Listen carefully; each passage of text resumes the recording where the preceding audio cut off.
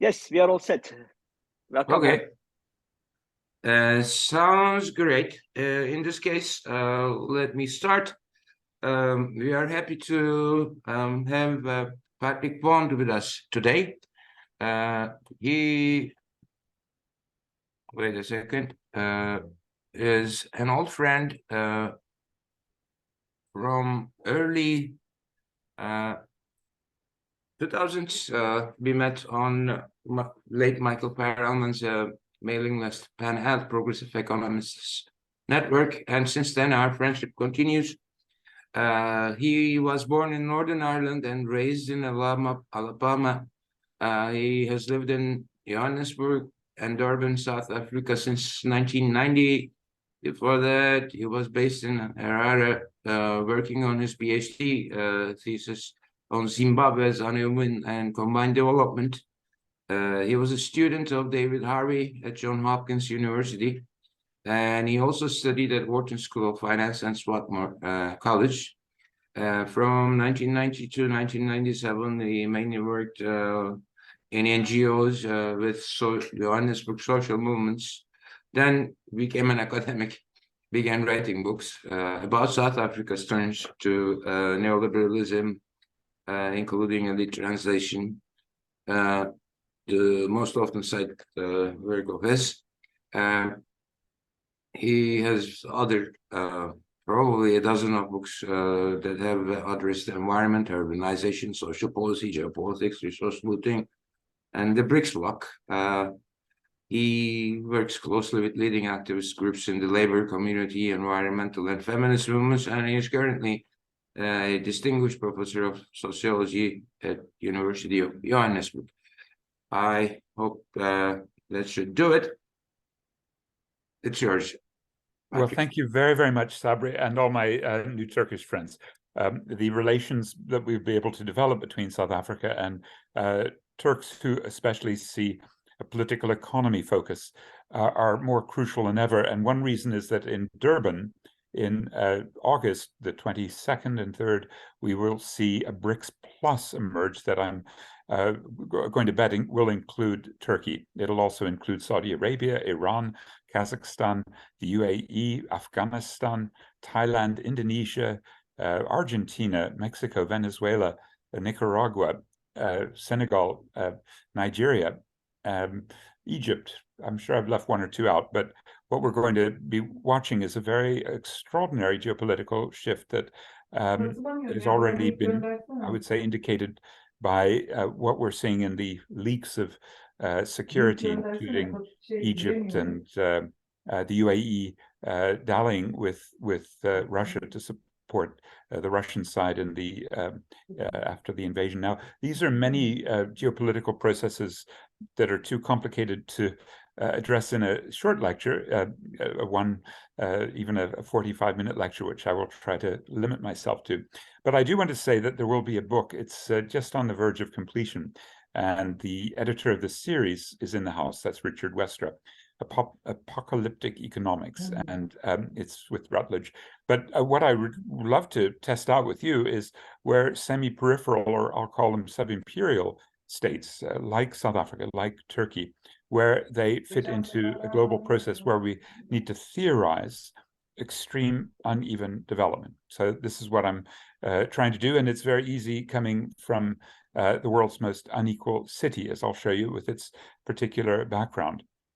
One of the things that the BRICS Plus might try to do is at least posture, that's their typical gimmick, to talk left, walk right, about the need for international financial reform. And it's the case that under Johannesburg was about half the world's gold at peak, and another half found its way to Fort Knox, Kentucky in 1944. And so part of what the debate about the world financial system and the terrible inequality associated with US dollar hegemony and fiat power and quantitative easing on the one hand and extremely high interest rate increases on the other, plus bailouts and financial liberalization processes, to figure out whether a BRICS Plus will have the gumption, as Saudi Arabia did, switching from petrodollar to petro yuan recently, to really shake up what's happening. And I think to understand why that shakeup is needed, we simply have to go to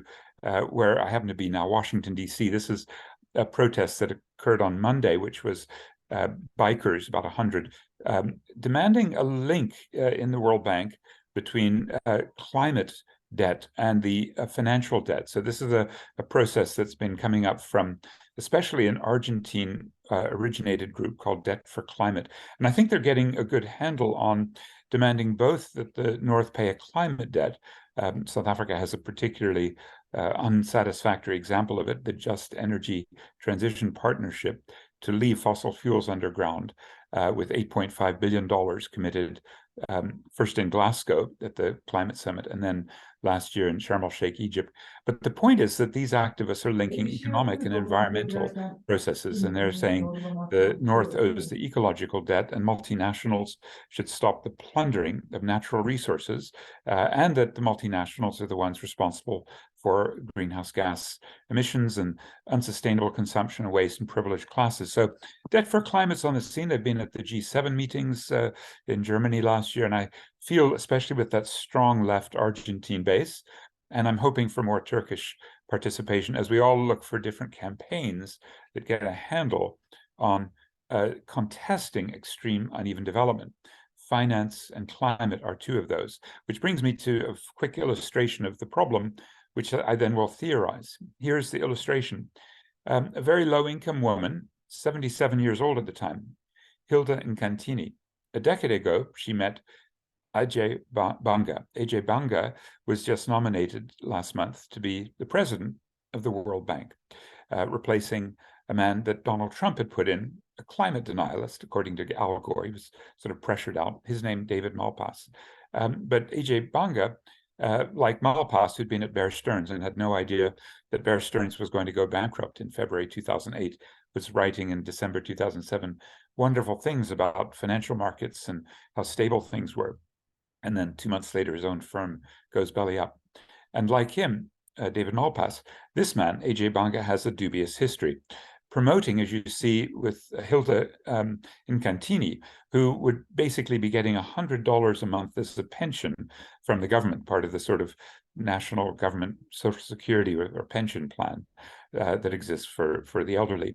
And so he's trying to explain to her how this brand new card in her hand is going to make her life better. And indeed it does, because with the card, she can withdraw that $100 a month without standing in a long queue. In those queues, people regularly die from exhaustion or heat exposure. And also, the local criminals know where these queues are and will shake down the woman like Hilda Incantini to get that $100. Now, to activate that card required a financial system that entailed Net1, a company that the International Finance Corporation, the World Bank's private sector investment arm, put 22% equity share ownership using $107 million. But what they were buying was a man called Serge Bellamont's techniques of financial inclusion using algorithms. So to make a long story short, because we have an article in Counterpunch tomorrow, cadtm.org, ZNet, and a few other places, the man that you see there cartooned as snorting up with the 100 Rand bill all of these poor people is the man second from the left, Serge Bellamont, who the International Finance Corp, the World Bank, decided to support as he not only used MasterCard, Ajay Banga, then the chief executive, to give out the grant, but then started to put on these debit orders for credit. And so the financialization process, which is part and parcel of what Marx thought was a sort of overexposure of capital that then found its way into the financial circuits of capital and then became more predatory and usurious. That's exactly what's happening. Extreme uneven development organized by Ajay Banga through the MasterCard and through his technique of not simply using it for cash withdrawals, but for a collateralization of social policies, my co-author Lena Levinas has described. The real expert on this, also a co-author in this article, is Aaron Torkelson, a PhD at Berkeley on this topic, but it fits with what another co-author of our article today, named Milford Bateman, has described, that is microfinance as super exploitation. And here he is setting it up with men to his left and right. The man next to him, Ismail Momoniat, was responsible for South Africa simply being so deregulatory in its finance that a month and a half ago we were grey listed. In other words, financial sanctions imposed because of the looseness, the laxity, the potential for terrorism or drug money, but especially illicit financial flows.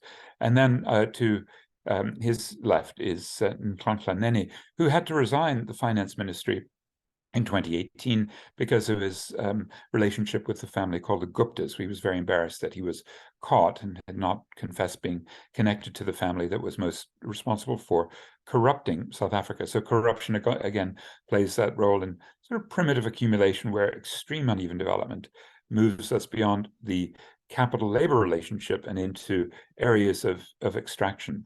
On both sides are MasterCard officials, and they would accompany AJ Banga as he found a particularly good poster child.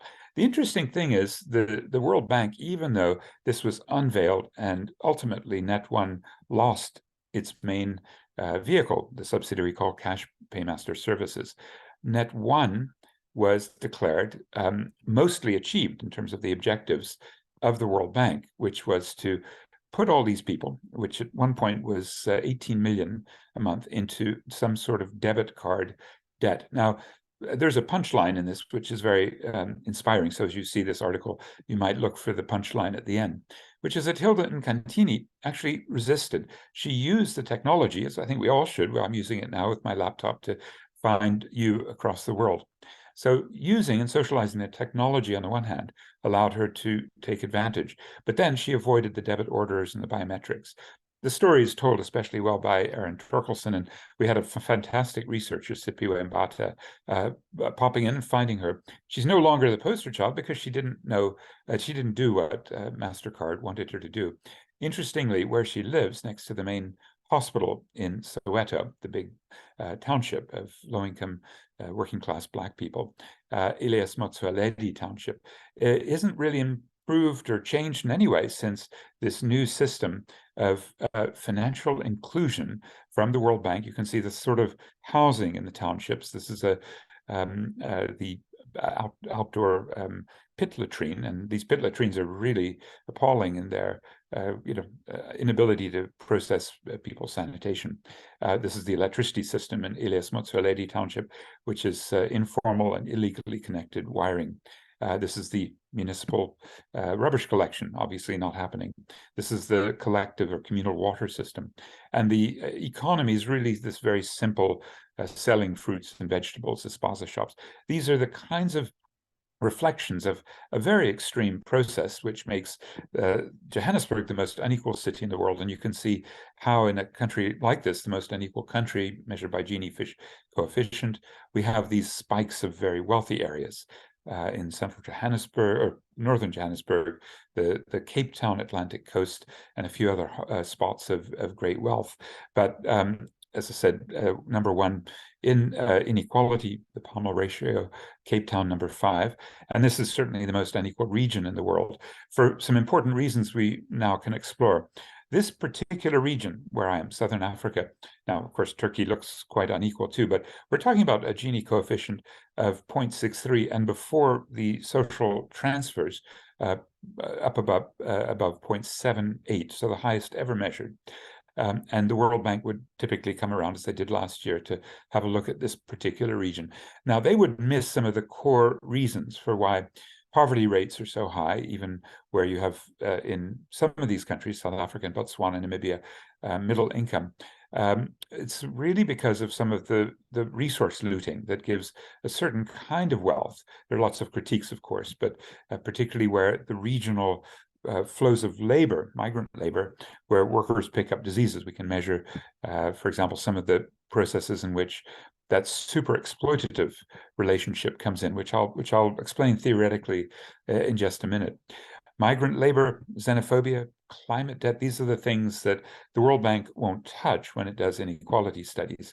If you're interested in what this climate debt feels like in Southern Africa, where Malawi just lost 500 citizens, Mozambique a couple hundred, because of Cyclone Freddy that just hit, the highest energy cyclone starting in Australia that's ever been measured. And so the regular attacks by extreme weather is part of this story, and we can go through, if you're interested, the nature of the way South Africa, with its extreme dependence on coal, has run up a very serious climate debt, not quite as bad as some of the Western countries, Canada, the US, Germany, Britain, Australia, Japan, but South Africa is certainly by far the highest in Africa. And what would that debt amount to as we think about the extreme uneven development associated with our future generations suffering from the climate catastrophe? One recent study found that would amount to $3,000 per ton. You put that together with our 500 megatons annually from South Africa of emissions, and now we're talking about 5 times the GDP measured as the damage done in acquiring that GDP in this most unequal region. Now, without going into more of the details, the World Bank has all sorts of ideas about how we address inequality. I needn't dwell on them, but I think what's critical is that, especially looking at that 2022 to 26 plan that they have, there's no mention of some of the core processes that have created the most unequal region in the world. The migrant labor systems, the reliance on coal-fired electricity, the World Bank's return to these, by the way, financed by the bank, the Knowledge Bank transmission belt for neoliberal social policies recommended from bank economists, including the growth employment redistribution, the first big structural adjustment policy. Even the IFC's anti-poverty investments were ludicrous, and extractive industries are really part and parcel, including, you'll probably have heard of the Lonmin platinum mine, where there was a massacre of workers in 2012 involving the current president, Cyril Ramaphosa. And there was a big investment by the bank in that as corporate social investment. And then the biggest loan they ever made was for the coal-fired power plant called Medupi, which never works. And then an investment, as I said, in Net1 and Cash Paymaster Services, and now also a Richards Bay gas terminal. In other words, more fossil fuel investments. So this is the logic behind why I've come to Washington to, again, network with critics of the bank and think about not its reform again and again, whether it's Joe Stiglitz on economics or Carolyn Moser on feminism or the late Herman Daly on environmental economics or John Clark on participation. Every serious senior official who entered the bank from the left has failed miserably. I mean, Stiglitz even being fired and just before he won his Nobel Prize. Some of our theoretical insights, obviously I'm going to draw on Karl Marx and unevenness, part and parcel of accumulation. But I think particularly when in 1885, in this room in Berlin, in the Kaiser Wilhelmstrasse, Rosa Luxemburg saw what was happening with the scramble for Africa. She hadn't moved there yet, but she could very much understand, as she wrote her great book, what this scramble was all about. Her book was the 1913 accumulation of capital, and she could draw on the primary accounts by people like John Hobson, by Olive Schreiner, by basically what was happening. She never visited our region, but she understood land and natural resource degradation. She understood the migrant labor system, ethno-patriarchal rule, and particularly her theory was how capitalism and the non-capitalist work to the benefit of the former. And she talked about the ceaseless flow of capital from one branch of production to another.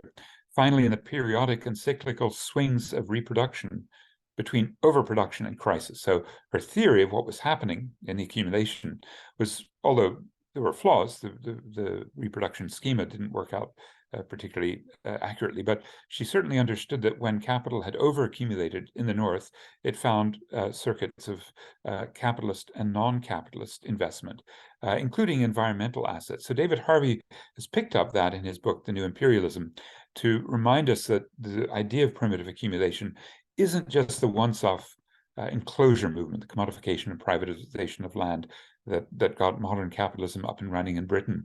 The conversion of forms of property rights, the commons, collective and state, into private, the suppression of rights to the commons, commodification of labor power and suppression of non-commodified indigenous forms of production, and then this appropriation of natural resources, the monetization and taxation, particularly of land, slave trade, and usury.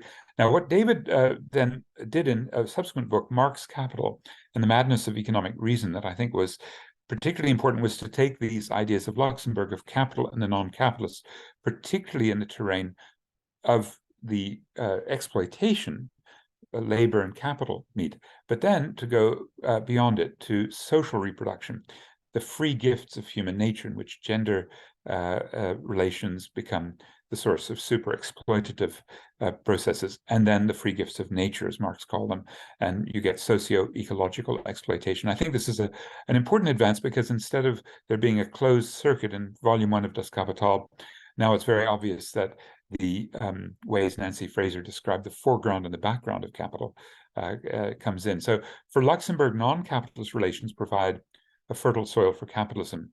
More strictly, capital feeds on the ruins of such relations and at the cost of this medium by eating it up. So it's that destruction of the Bantustans, for example, the free gift of capital, in the persona of the laborer who returns to the workplace as fit and ready for work as possible. In apartheid, that was the Bantustan system, where women in these areas you see in dark spots, the so-called Bantustans, the homelands, were living and then reproducing that male labor force for the mines and the fields and the factories, without the benefit of government creches or childcare, or schools for that matter. Or medical aid systems if a worker came home injured or sick, or a pension system, aside from maybe a little watch that the mining boss would give a worker. You can go home now at age 40, 45 when they're burned out. The woman, again, the daughters, the wives, the grannies, looking after the men. And it's from that understanding of a sort of capital-labor relationship that stretches into the Bantustans, but that also goes back to slavery in the 1490s, when the Portuguese first came, even before that, when Arab slave trade occurred in this area, but particularly where the civilizing wage labor relations. And for Ben Magubani, who wrote about this probably as well as anyone, when the 1652 settlement, the white settlers from Holland came, Jan van Riebeck, their objective in fusing capital and race relations was to exterminate those in their way. In Cape Town, as they set up a Dutch East India Company trading stations. That's different than what Marx described as the labor process when the rosy dawn of capitalist production entailed Africa being converted into a preserve for the commercial hunting of black skins. And what Anthony Trollope wrote as he saw Kimberley, the first site of major capital labor relations in South Africa, which was the big diamond mine where a vast share of the world's diamonds came from. He saw that the kind of racism that would be required wasn't extermination, wasn't slavery, but at that point, who can doubt that work is the great civilizer of the world? So the kind of racism shifted and changed. And at that point, the articulation of modes of production as a theoretical frame came from Claude Meillassoux, the French anthropologist, but one of his colleagues at the time in the early 70s, Harold Wolpe, a South African in exile who was part of the Communist Party, was trying to firm up the ideas of the two-stage theory of Third International, some say Stalinist theory of let's say, critique of colonialism of a special type. And he made an advance without citing Luxemburg, without doing the gender and the resource depletion, identifying how capital was articulating with the non-capitalist, an articulation of modes of production with the cheap labor.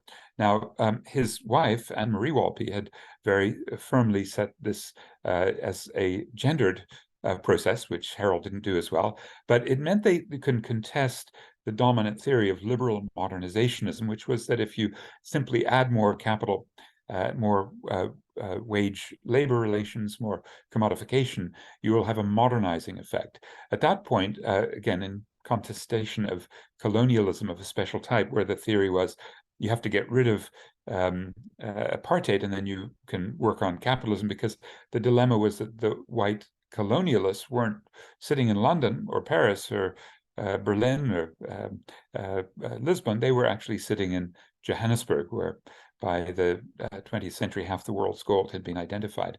And so in the attempt to advance these theories of uneven development, articulations was certainly important. Then in the 70s, with Poullancian influences, especially at Sussex, where several key leaders of the white left had emerged, especially Rob Davies, who then became a trade minister in South Africa, the fractions of capital became the phenomenon for analysis, neo-Marxian analysis. As both Martin Legassick and David Hempson in their first iteration in 1975, and then John Saul and Stephen Gelb tried to rename this, it was racial capitalism. But then came defeats in the 80s, and the retreat from Marxist theory was felt with our turn by particularly a leader named Charles van Onselen and a group he had to social history in the E.P. Thompson tradition. And then in the mid-80s came the French influence from the regulationists. And what they had done was to allow, especially reading the likes of Alain Lepietz and Michel Alietta, what they had done was to argue for no longer using, let's say, capitalist apartheid as the frame for what was wrong, but instead a racial Fordism. And Lipietz had described that in a peripheral Fordism as the Korean model, in which mass production occurred by Korean workers, but mass consumption occurred by the consumers in the West of the Korean automobiles and ships and electronics and all the rest. And that was then theorized as a racial phenomenon by Stephen Gelb and many of the theorists who followed in the late 80s. In my mind, very inaccurately taking a heuristic concept and turning it towards, let's call it a sort of halfway house to neoliberalism. Why do I say that? Regulation theory, instead of attacking apartheid capitalism as the core, said the problem is actually racial Fordism. So mass production and mass consumption, but it was whites doing the mass consumption and blacks doing the mass production. And therefore, the logic of the policy that came from these ex-neo-Marxists was to have a non-racial and post-Fordist, and then a neoliberal agenda. Throughout all of this, as Ben Fine from SOAS had continued to remind, the core and the dominant process of capital accumulation remained this huge resource base, not just gold, earlier diamonds, but then platinum, and then iron ore and manganese and coal. Coal has been constant. And that led, by the early 2000s, to at least some theorists, including President Thabo Mbeki, who'd been trained at the Lenin Institute, the best student ever, I was reliably informed, to start thinking about a developmental state to try, in his mind, to reintroduce a modernization approach. My own sense is that uneven and combined development is the theoretical frame from what I think we really need to pull out of this. And as I say, it comes out of understanding that the old racial formation that created apartheid and those Bantustans to draw labor out into the fields, the factories, and especially the mines of Johannesburg, and not only from South Africa, but from Southern Africa, from all these other sites, as I say, that give us all sorts of evidence, created this exceptionally high inequality. The black line at the top in wealth is very suggestive, even though Russia tried to catch up in the 90s and did achieve a higher Gini coefficient on wealth. South Africa sustained the worst levels. And they only begin to decline occasionally during stock market crashes. The theory that we've been trying to work through partly involves an enclavity that looks, as Guy Mahoney put it, a Malawian post-Keynesian economist, an enclavity that creates this unevenness through all the ways in which, within the region, inequitable spatial arrangements draw labor and create persistent skills shortages elsewhere in the region.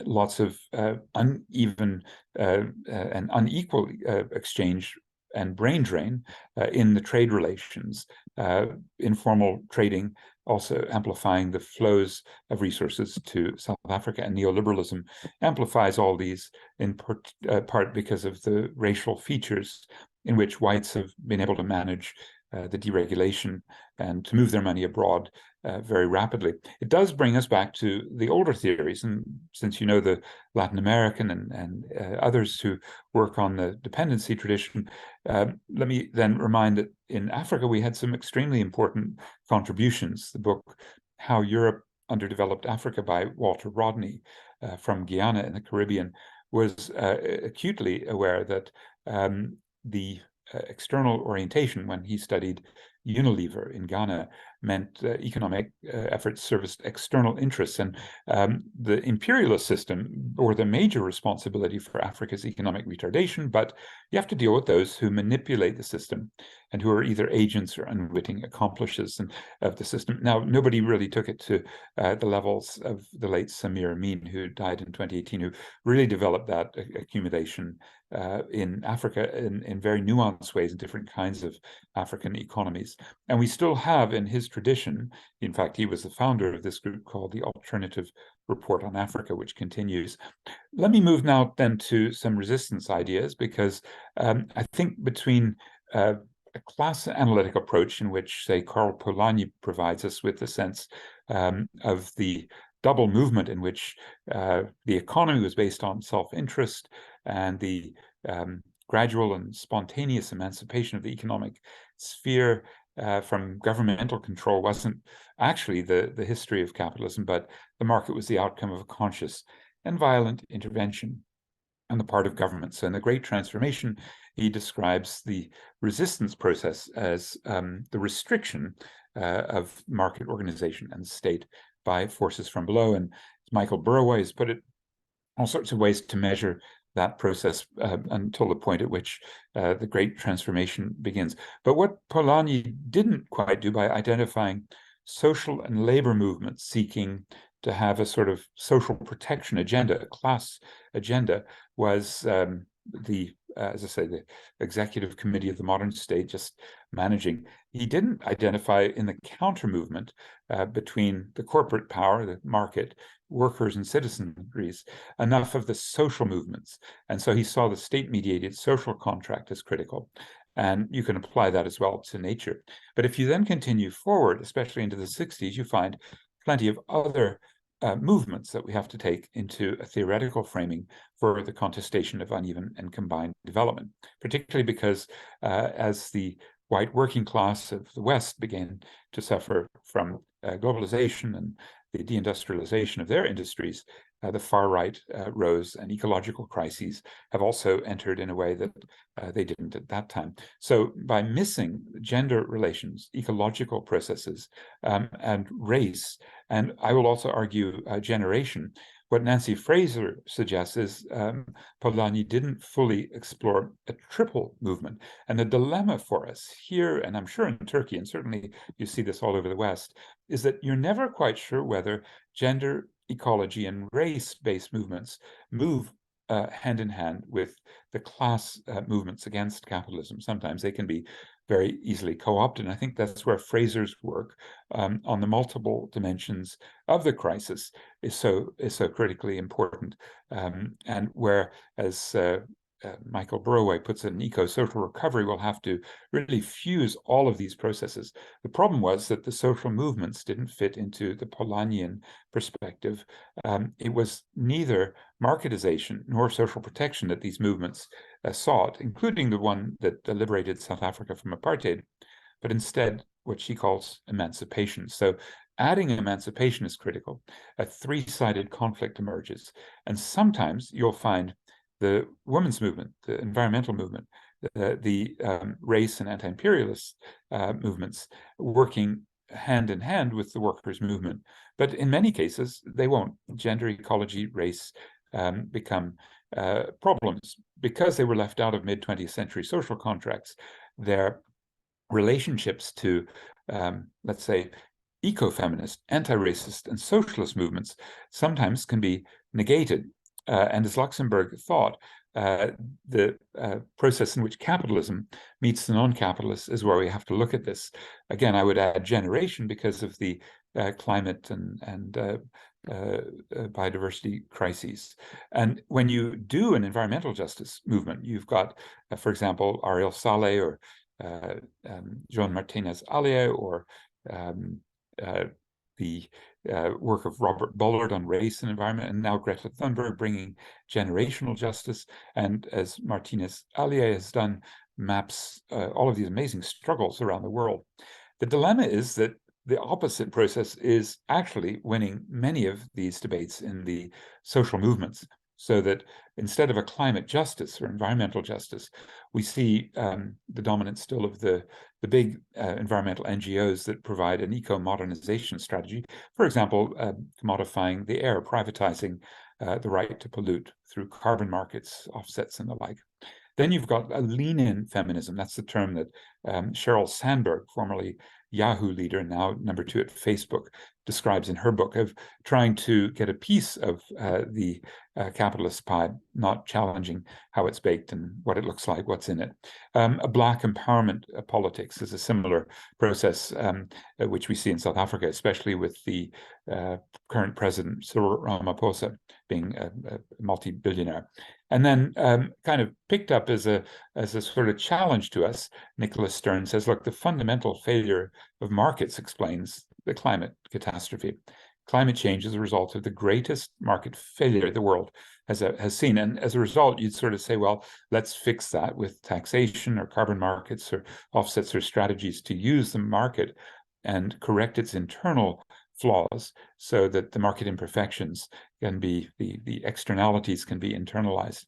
And that's what Larry Summers was trying to do in his infamous economic logic behind dumping a load of toxic waste in the lowest wage country is impeccable, and we should face up to that. If I have just a couple more minutes, I think it's interesting to look at the extent to which that ideology of the market can solve the problems if the social movements get behind it, runs up against the limits. And that's what I think is happening around the world, why we need, as Michael Brie from Rosa Luxemburg Foundation puts it, a quadruple movement idea, which is that when these other approaches, whether the link of workers with gender, ecology, race, and generation fail, or the marketization process of the social movements fails, well, then you've got corporatist fascism as the logical response. And you don't have to look too far to find where that has been identified in the kinds of climate denialism, but also politics that resists. And I think as we've gone into a process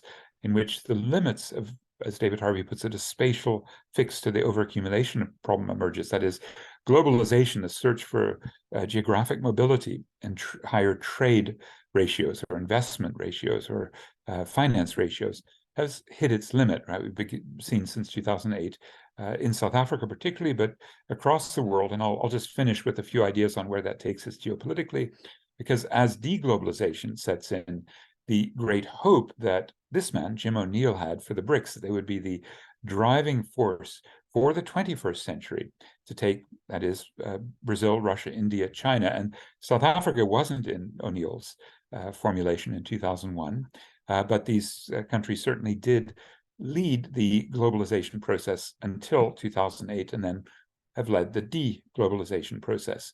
For South Africa, that's also meant a massive deindustrialization in the 2000s. Lots of ways to measure that. We won't have time to go into all of the ways in which globalization has disempowered the South African working class.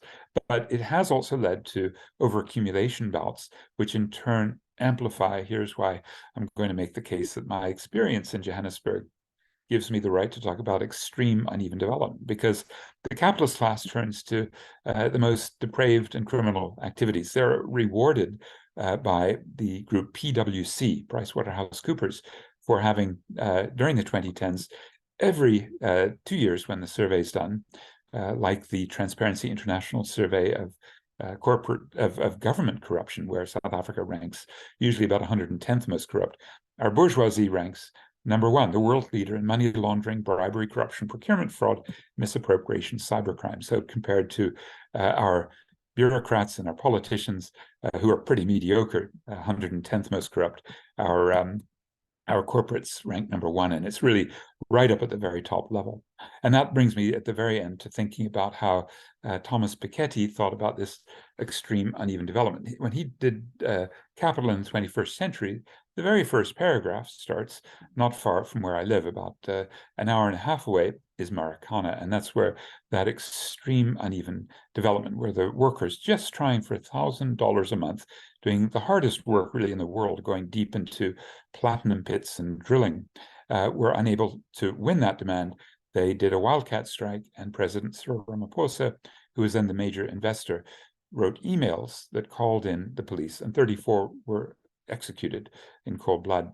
It's that extreme that comes way back, as I say, this historic tradition in Southern Africa going back to the 1870s, where Cecil John Rhodes collected diamonds and brought the modern De Beers and then Anglo-American, its roots together with the Oppenheimer family later on, and then coming through right into the current era. And I think I should probably leave it there, because I could go on to show that the features I've been describing of extreme uneven development, which I see in all the different struggles, the terrains ranging from Hilda Incantini, the poster child of A.J. Banga, which helped him get his new job as World Bank president through financial predatory activity by putting so many debit orders on Hilda and her mates, all the way through to resource extraction, to the climate catastrophe, and to geopolitical tensions, I think are reflected in a way that reminds us that between Trotsky's throwaway paragraph, as it's sometimes described, about uneven and combined, and Luxemburg's attempt to theorize capital, non-capitalist relations, David Harvey and my first mentor, Neil Smith's attempt to pick this up through rigorous historical geographical materialism, and the resistance struggles that I could go on and on about, because South Africa has endless examples. I hope I've given you a little taste of what the line of argument and the hopes for resisting unevenness in all its manifestations look like from South Africa. Thanks for allowing me this chance, and I'd love to get some feedback from all you comrades.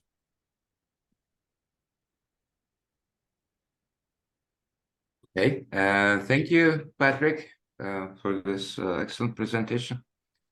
And the floor is open for questions. You know how to ask that. I guess there's a button there through which you can raise hands and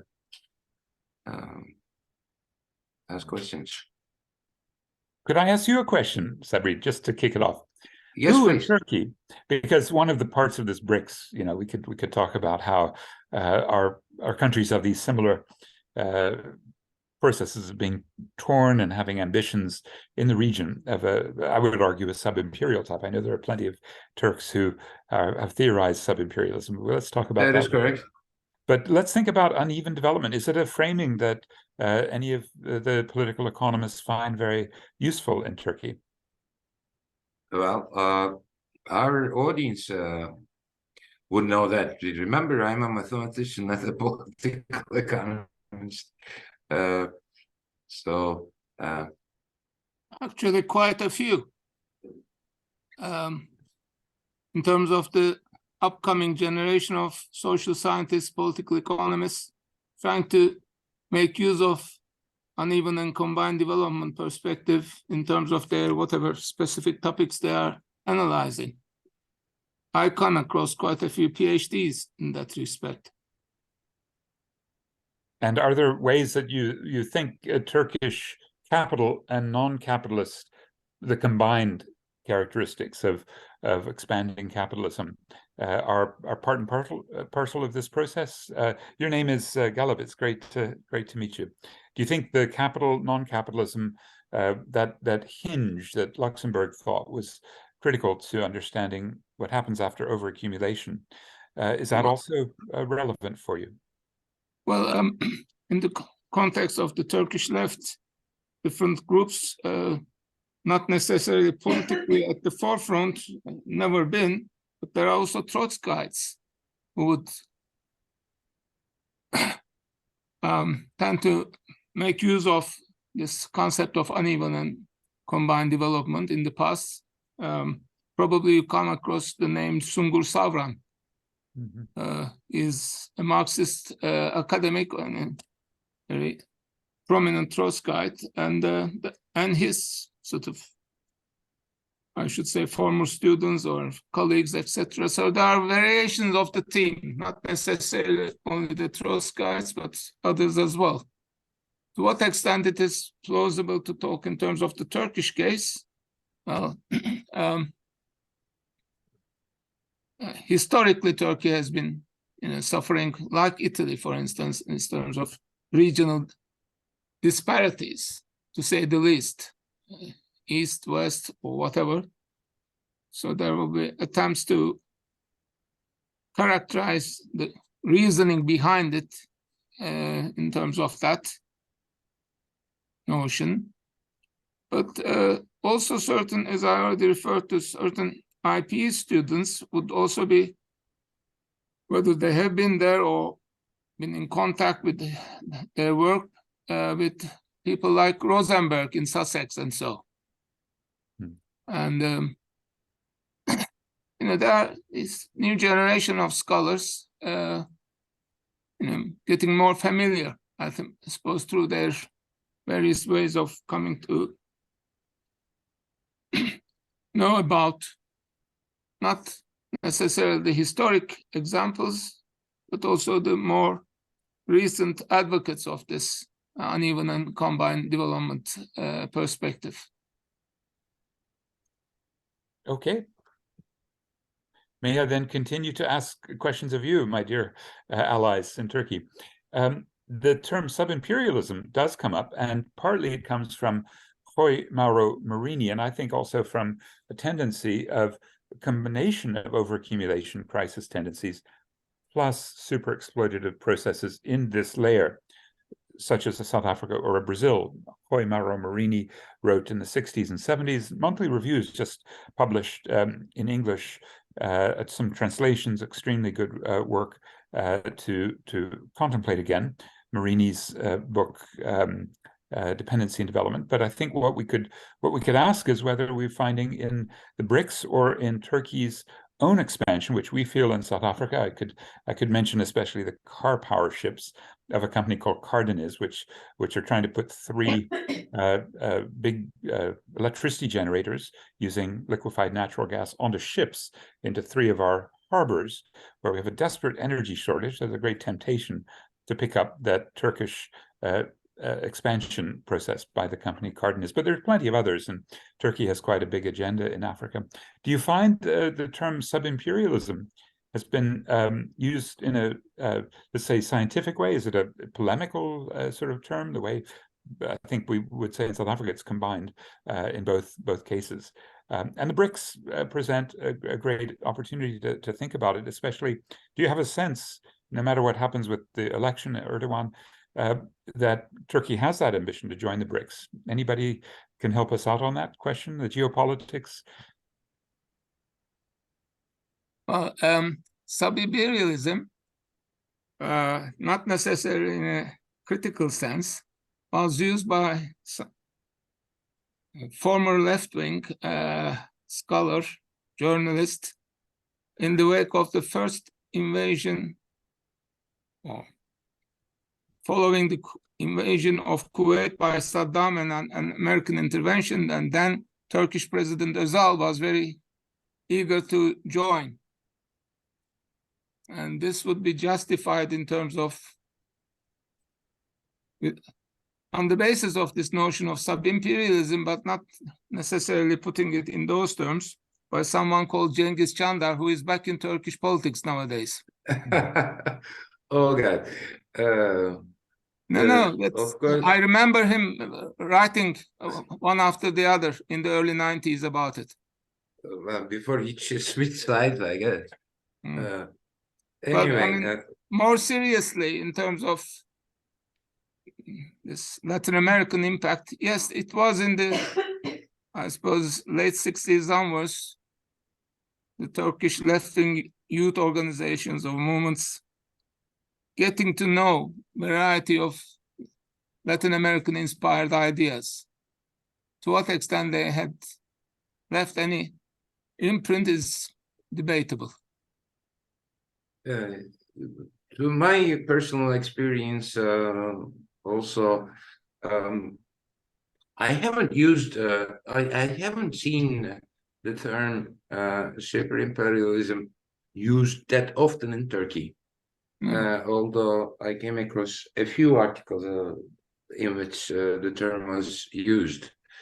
Okay, Mel wants to say something.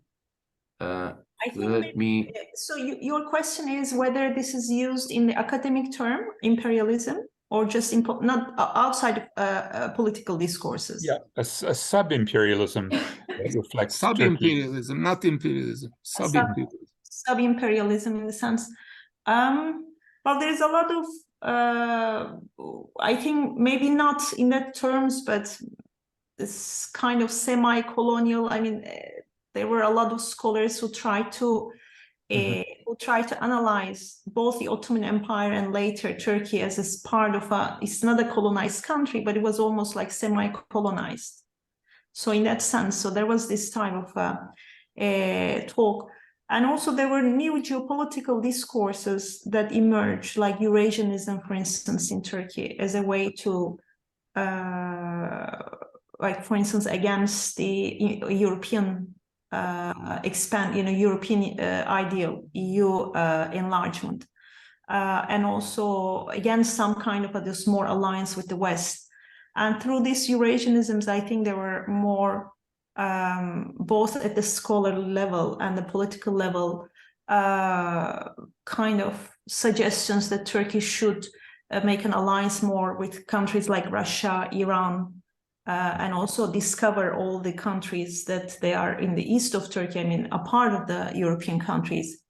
And in a way, those politicians and scholars who advanced these ideas didn't put it in practice at all, couldn't, but it was AKP a bit, maybe, who tried to multiply the foreign policy of Turkey in a way. For instance, the presence of Turkey in Africa that, like you are suggesting, is so new, for instance, in the Turkish Republic era, is a kind of, and something that actually we don't know that much.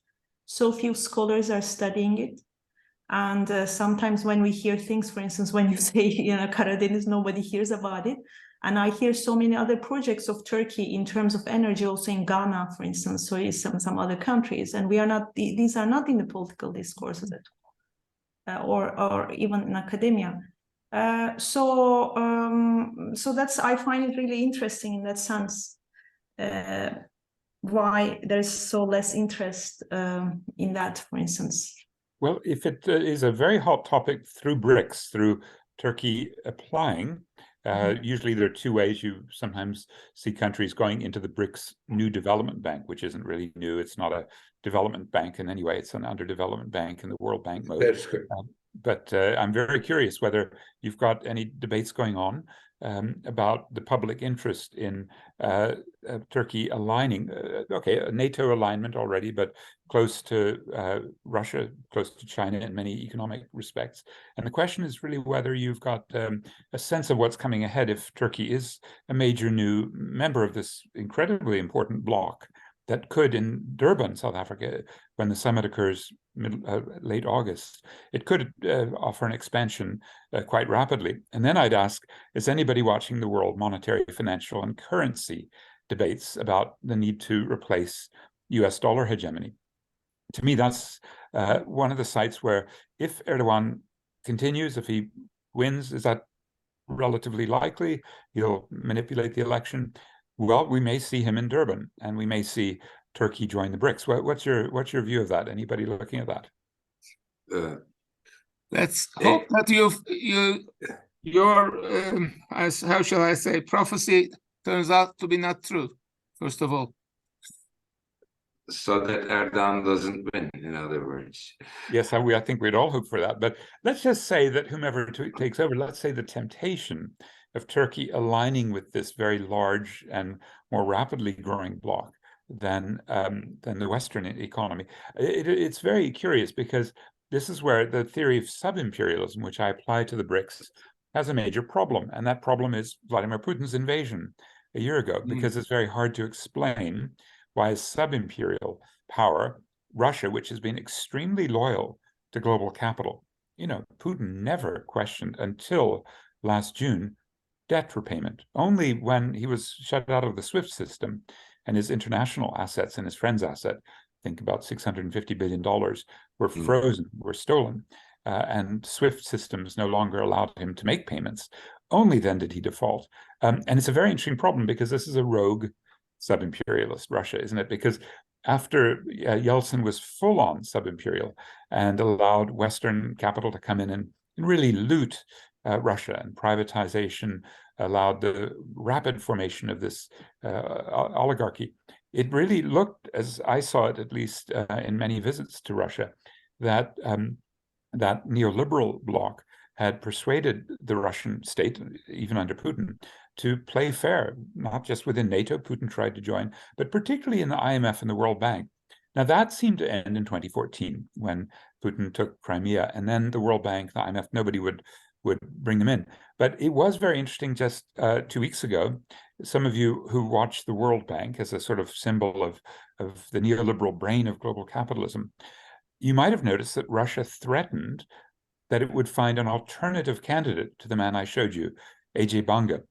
Banga, an Indian, but he'd been assimilated into the West perfectly, so that he became Citibank, the MasterCard CEO, and was also, director of major companies like Dow. But the point about that is that Russia had a chance to say to its friends in China, which has about 6.5% ownership, to Brazil with Lula, who's certainly amenable, with India, because Modi's always complaining about the West, and certainly with South Africa, which has had long-standing complaints about the Bretton Woods institutions rhetorically. So the BRICS could have put a candidate. And, in all the years since they formed in 2010, they've never done that. They began a little bit in 2012. But I just think that again and again, where the BRICS talk left, let's have a new alternative to the IMF, contingent reserve arrangement. They set it up, but it's never used. Or let's have an alternative vaccine center. In 2018, that was promised, never happened. And in all those regards, you get a sort of sense that the BRICS, like any third world nationalist, knows how to talk left, but then turns into a walk right for purposes of getting along in global capitalism. And as Yanis Varoufakis put it in his speech in Havana a couple of months ago, where he's saying we need a new international economic order. But he said, look, it's not going to come from the BRICS, because their interests, even though China is disinvesting from the US T-bills, it had 2 trillion, now it's 840 billion. But even though there's a little move away from the dollar, the logic of flows of capital means that the trade surpluses China enjoys and other exporters, South Africa until recently, those still get channeled into Western finance. And the one proof of all of this that just was so clear a year ago, March 4, 2022, just after the invasion, Janet Yellen, the US finance minister, put on this major financial sanctions. And believe it or not, the BRICS New Development Bank, 20% owned by Moscow, joined the financial sanctions because they were very worried that the New York credit rating agencies would downgrade the value of their securities, which indeed happened 4 months later. But the point is pretty obvious, right? That in the IMF and the World Bank, where there's never a challenge to not only managerial power, but to the ideology, there's never a challenge to repaying odious debt. They'll always repay it, and South Africa is a great case of continuing to pay for loans like the big Medupi power plant I mentioned that they shouldn't. Or when it's about the World Trade Organization and respecting intellectual property rights, with the exception of Modi from India and Ramaphosa from South Africa last year trying to get COVID-19 vaccines waived from intellectual property restrictions to roll them out, and they failed.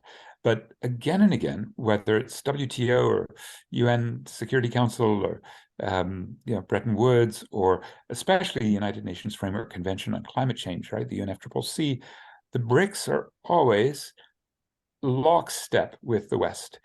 In the case of climate, the two central questions of our time and our future generations is, will we get the emissions cut fast enough to save the planet?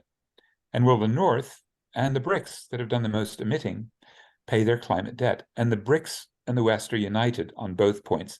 No, we will not cut emissions, and no, we will never consider paying a climate debt. A polluter pays, right? An ecological modernization strategy. I find that very revealing, and that's why I still, even with the contradiction of Russia being rogue, I would still label the BRICS sub-imperialist. Have I made a good case, or am I not that convinced? I personally agree with you. I have been arguing that BRICS is not an alternative to the Britain or the Western IMF, World Bank, WTO, UN based system. I always thought that we should do something beyond what this BRICS and the New Development Bank are doing. I mean, in that sense, I would use the term sub-imperialism for what they are doing. Another thing, Galip Yalman mentioned Özal's intentions way back when, before this millennium. But after AKP came to power, they had clear intentions to expand Turkey towards Syria and Iraq. Not only that, look, other things that they do. We had this Islamist who was at time I mean, he had many posts, foreign minister, then prime minister, and all that. He even has a book by the name of Strategic Deadness or something like that that can be translated. And it's all that sub-imperialist strategy for Turkish expansion, not only in Middle East, but also North Africa. Indeed, like, for example, there is a Kerem is a question. I am going to let him speak when I finish. 2 more minutes. Turkish movies and TV shows, or making Istanbul as the hub for air transportation. All of these appear to be, to me, to be parts of a sub-imperialist strategy for Turkish expansion. Regionally, not globally, of course. After all, it's you cannot be global with limited power, but nevertheless, they were running a strategy like that, in my opinion. Anyway, Kerem wants to say a few things, I guess. Thank you very much, for this very interesting talk. And I mean, I just missed some of the parts because of like a phone call, but I was about to just note that there's a bit very nice a paper by Umut Aydın from a university in Santiago in Chile, and she wrote and this paper appeared in the Regulation and Governance. Where she is arguing about this transfer of knowledge from the West to the developing world. And the intermediaries are just, these 2 cases is so Mexico and Turkey. So as I also, studied the political economy of foreign aid, Turkey's official aid. So these, so one of the most common modalities is just to transfer what this country receives as knowledge, as know-how. Especially from the OECD, World Bank, IMF, EU rules and directives, and all these are then disseminated in terms of foreign aid to the African countries, for example. So wherever this official Turkish Foreign Aid Agency goes, all this package also goes with it. So it just becomes an intermediary. So you might not like your former colonial power providing some aid, but a friendlier face could be an intermediary. So in this business, so I was able to observe during my field research in Khartoum for 7 weeks, in Sudan, in more than like a decade ago. And then I was not able to, I mean, I was still a rookie, I mean, MA student. I was not able to name it. But then, I mean, with this paper, and I also, I mean, wrote to Prof. Aydin that, I mean, now I know, I mean, what this was. So, I mean, these countries also become an intermediary in all this, I mean, network of diffusion of ideas, knowledge, know-how.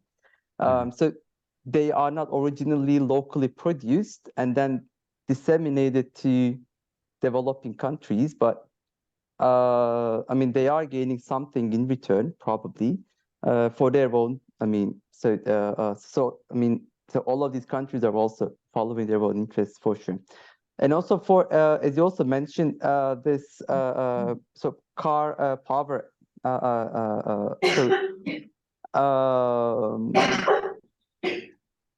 So they have been active in Lebanon as well, so providing energy. They also have operations in Ghana.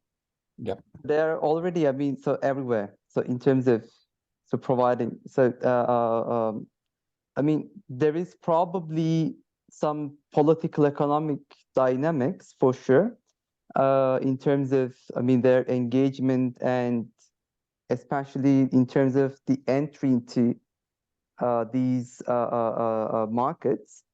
So there's a case, I think, I mean, to be, I mean, probably to be examined again in this type of an intermediary role.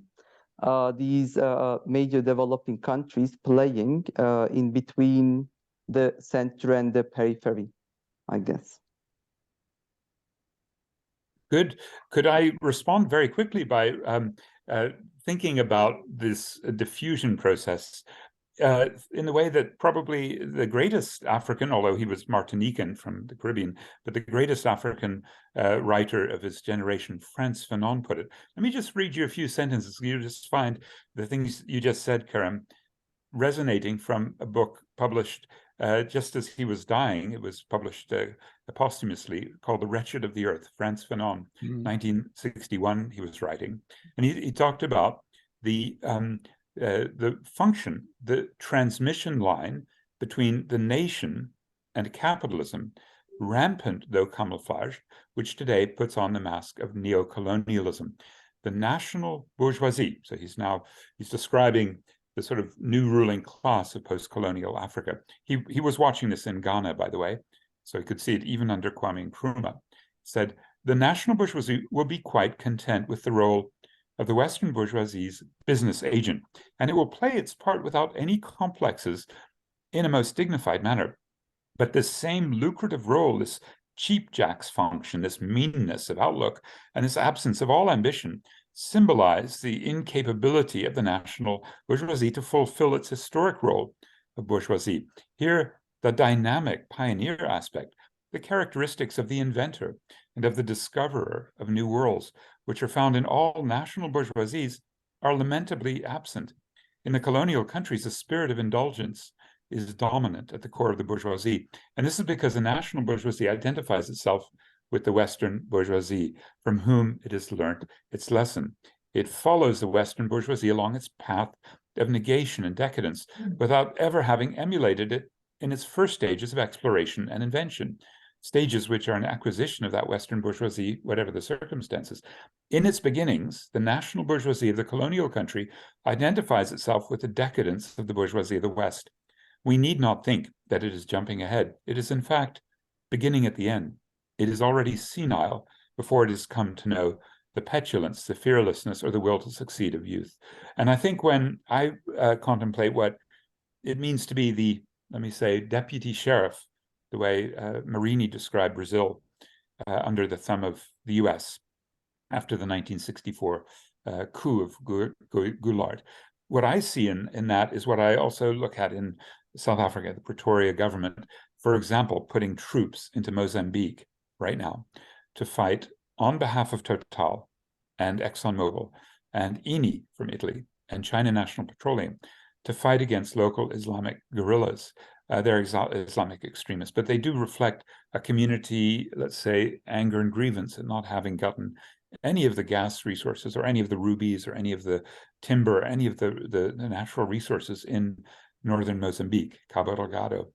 South Africa very obviously is playing the sub-imperial role. And as a result, we're going to see much more of those Cyclone Freddy, Cyclone Idai, Cyclone Kenneth hit as the water temperature offshore, where the third largest gas field in the world is, which is the Rovuma Basin. And as that heats, more cyclones and more violence and more LNG will come to South Africa, and it'll be processed by car power ship, the Cardenis company, 3 big ships that are about to be hired for roughly $5 billion each for a 20-year period. It's just absolutely insane as an example of extreme uneven development. It's May amazing I that. ask something? Sorry, may I ask something? Since you mentioned BRICS as potential or otherwise playing this role of sub-imperialists, but nowadays there is this talk of China as in the eyes of many, as a counter imperialist, if you like, to the Western imperialism, rather than playing the role of a sub-imperialist power. Yeah. How do you see that? Well, you've had Michael Hudson talk to you about that, right? So Michael and I had a big debate about it about a year ago on the analysis.tv. I can send you the link, but I firmly believe that China's role amplifies extreme uneven development, uneven and combined development, because wherever I see China in my region, they are part and parcel of primitive accumulation, natural resource extraction, infrastructure investment along exactly the same lines as the colonial. That is, build a port, build a railroad, build a bridge to the mine and to the plantation, extract, and then corrupt the locals. And in this case, in South Africa, it's notorious through a family called the Guptas, which arranged locomotive purchases to export coal, for which China was chosen. A major China Development Bank loan was provided. And as we speak right now, the public enterprise minister, Pravin Gordhan, is in China trying to undo all of that corruption. Same corruption that we've seen in the Eskom coal-fired power plants, in the lending, and the same that we're seeing in a place called Messina Mercado Special Economic Zone, a potentially $40 billion SEZ that China, it got called Ning Yat Hoi, who's wanted by Interpol for fraud in Zimbabwean mining, is trying to set up, in spite of the fact that we have no capacity to keep the temperatures of the big industrial project down because there's no water and because the emissions are going to be break our budget. I'm just describing a few examples, but I've written quite a bit about how China is not an alternative to the Western imperial model. It's a sub-imperial. It plays right within it and amplifies it. It makes the system much worse. So I'll send you some of my links on that. But I'm very grateful to have the question on China. I'd love to hear how you believe, but because you're exactly right that there are people, I'm thinking of the Transcontinental Institute, who say China is an anti-imperial, even a socialist country. That's what Michael Hudson believes. And I think that's absolutely nonsense. Yeah, I know what Michael believes quite well. But maybe rather than calling China a sub-imperialist, it's essentially an imperialist rival of the US, if you like. I mean, it's above a bit above that, in my opinion. It's trying, but it doesn't have military and the soft power, the socio-cultural capacity of Hollywood, of the New York, the Ether. Doesn't have bases all around. It's just my understanding, however, of sub-imperialism, somehow you get the approval of your older brothers to allow you to pursue some small expansionist imperialist. Well, yes and no. I mean, yes and no. Of course, Russia had no approval to invade Crimea and then Ukraine itself. But things got broken after that, right? Yeah. But in the case of China, the antagonistic collaboration, as Marini put it, is always there. You do not see China playing any disruptive role in the World Trade Organization. They weren't supporting South Africa and India looking for a waiver on intellectual property on COVID. They are not trying to change the IMF or even get a senior, a top position there. They really are very good citizens, continuing to buy US T-bills, although, as I say, they're disinvesting, but certainly not running on the dollar. That would hurt them.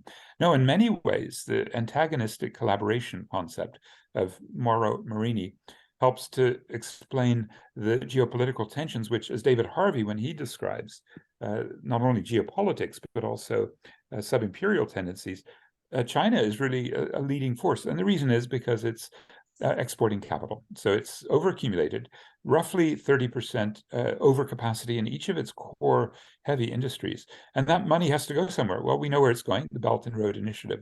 And the physical capital goes with it until a year and a half ago, even coal-fired power plants. So I think it fits inside the system. It amplifies the system, provides no alternative, really, when you think about China having fairly high interest rates and then demanding debt collection. And if Sri Lanka can't pay back, then China grabs a port. This is maybe an extreme case, but the overall sense is that China is not breaking from the circuits of global capital as a middleman in resource extraction from Africa. No, you see Chinese companies at the cutting edge of super exploitation. Yeah. It's about 9:20. I guess we are getting close to the end. Let me ask if you're not very tired at the moment, if there is any other question. May I, if I'm not disturbing your time? No. It was the end of your presentation. You talk in terms of this, what you call lean-in feminist, eco-modernizationist, etc. Could you further elaborate a bit? I mean, to what extent you think they are, in a sense, contributing to the perpetuation of this world capitalist order as it is, with its sub-imperialism and the rest?